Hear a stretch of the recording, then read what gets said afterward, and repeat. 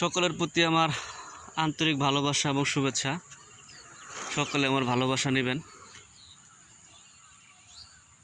দীর্ঘ একটি মাস আমাদের রমজান মাস ছিল।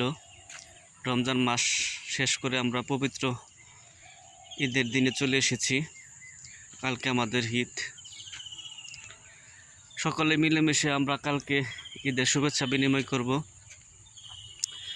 আল্লাহ তাআলা যেন আমাদের এই রমজান মাসের উসিলায় সকল গুনাহগার মাফ করে দেয়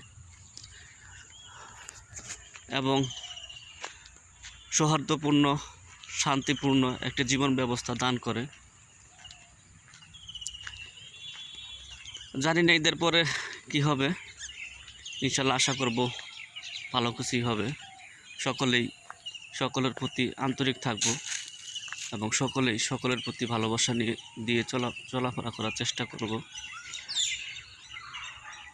সকলের প্রতি একটি উদাত্ত আহ্বান থাকবে, সকলের জন্য আমরা মানুষে মিলেমিশে থাকতে পারি, সেই তৌফিক দান করুক। এবং যত প্রকার ভুল ত্রুটি আছে আল্লাহ তাআলা যেন সকল প্রকার ভুল ত্রুটি আমাদেরকে ক্ষমা করে দেয়, আমরা সেই প্রত্যাশাই করি। দীর্ঘ একটি মাস আমরা রোজা করেছি আল্লাহ তাআলার সন্তুষ্টি লাভের আশায়। ইনশাআল্লাহ আল্লাহ তাআলা আমাদেরকে সেই রমজান মাসের উসিলায় সকল কিছু থেকে আমাদেরকে মাফ করবে। সকলেই বলুন আমিন। যতদিন আসলে দিন আসতেছে, দিন কিন্তু আসে না, দিন কিন্তু চলে যায়। আমরা সেই চলে যাওয়া দিনের মধ্যে পড়ে গিয়েছি। মানুষের একটি প্রবাদ বাক্য আছে, কথা আছে যে মানুষের বয়স বাড়ে না কমে। আমি যতটুকু বুঝি কিংবা জানি, মানুষের বয়স বাড়ে না বরঞ্চ কমে। আপনার যদি এখন 40 হয়ে থাকে তারও দেখবেন আপনার বয়স কিন্তু বাড়ে নাই, কমে গেছে। কারণ 50, 55, 60 এর ভিতরে কিন্তু একটি মানুষ তার জীবনকাল অবসান হচ্ছে বিভিন্ন কারণে।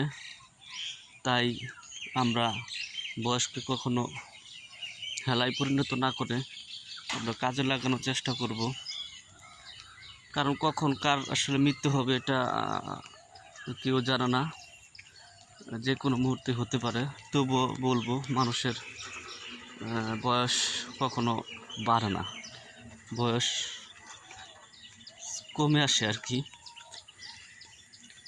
আমাদের মানুষের জীবনটা আসলে মশার চাইতে আসলে অদম। মশার যেমন 7 দিনের টাইমকাল আছে, মানুষ যদি তাকে ইচ্ছে করে না মারে সে কিন্তু 7 দিনের পর আর বাঁচে না। নির্দিষ্ট একটা ডেট আছে, একটা দিন আছে, মানুষের কিন্তু সেটা নেই। এটা সকলে মাথায় রাখবেন। তাই আমরা সকলের প্রতি ভালোবাসা নিয়ে চলার চেষ্টা করব এবং আল্লাহ তাআলা সকলকে মাফ করুক, হেদায়েত করুক। সকলে ভালো থাকবেন, আমিন।